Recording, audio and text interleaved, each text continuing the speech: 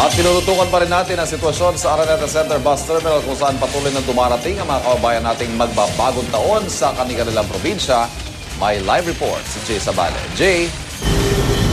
Iba na unti-unti na nga dumadami ang mga pasaherong pumipila sa bus terminal dito sa may Araneta Bus Station.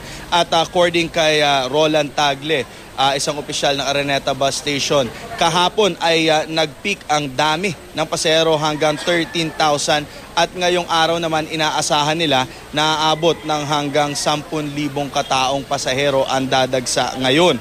At ang sabi niya, ngayong umaga hanggang alas 2 ng hapon ang peak ng mga pasahero na papuntang Visayas at papuntang Bicol naman magpipik daw ito mamayang alas 5 ng hapon. At kaninang pasado alas 6 ng umaga bahagyang nagkaroon ng komosyon dito dahil sa isang pasaherong nagrereklamo sa abusadong taxi driver.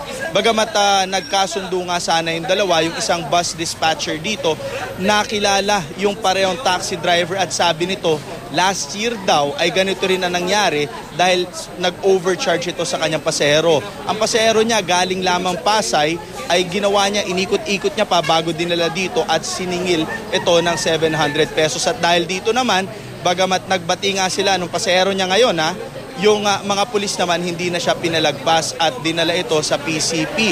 At umaasa nga yung mga ating kapulisan na ang mga pasaherong inaabuso ng mga ganitong klaseng driver, bagamat nagmamadali ay sana daw tuluyan ng reklamo para na mabigyan ng leksyon ang mga abusadong driver.